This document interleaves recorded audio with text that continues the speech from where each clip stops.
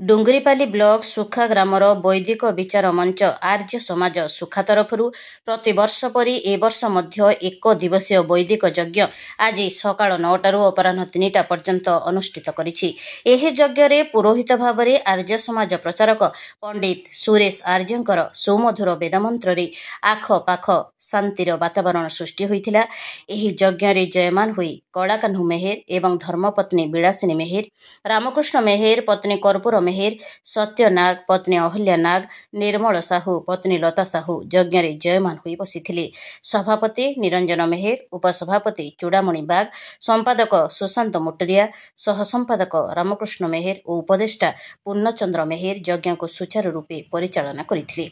पश्चिम ओडिशार आर्य समाजर महामंत्री पंडित धनुर्धर महापात्रंकर वेद प्रवचन, संध्या समय रे पंडित सुरेश आर्यंकर सुमधुर कंठरे वैदिक भजन कार्यक्रम समापन परे पुणी धनुर्धर महापात्र कौशली भाषा वेद प्रवचन कार्यक्रम करिथिले।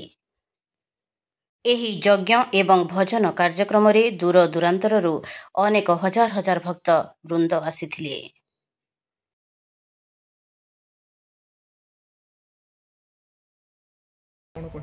मोर ना हूँ धनुर्धर महापात्र, आर्य समाज पश्चिम ओडिशार महामंत्री।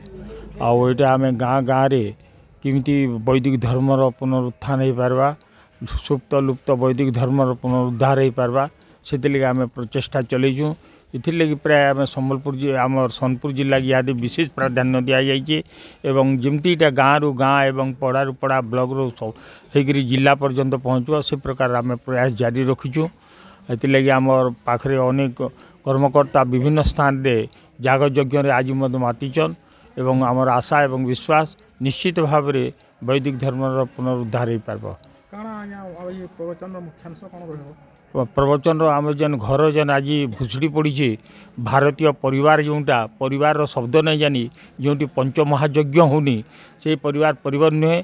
आमर यथा चाणक्य कहते जे जो जहाँ परिवार को साधु सन्त केवे वर्ष जाक देखा दियंती नहीं, कौन सी प्रकार वृद्ध जन मानकर जो सेवा सत्कार हो नहीं, जो जाग यज्ञ घर उठी जाइए से प्रकार हीन अति श्रीहीन हो पड़ी परिवार, से परिवार मान को पुनरुद्धार करी पुणी बापा माँ परिवार आमर जो वैदिक परिवार थिला से परिवार को पुणी आपणे आमर प्रचेषा जारी रही।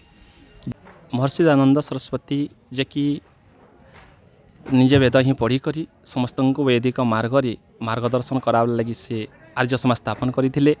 एणु तांकर जो आर्य समाज स्थापन होता आमे तांकर आज्ञा पालन करी आमर प्राचीन सभ्यता सत्य सनातन वैदिक धर्म जहाँकि आमे वेद माध्यम जानी पारुछुं ताहाकु किभली आमे ग्राम ग्राम रे पहुँचाई करी समस्ते से वेद मार्ग रे प्रचलित हेबे एवं आदर्श गृहस्थ हेबे सेति आमे प्रचेष्टा जारी रखिछुं।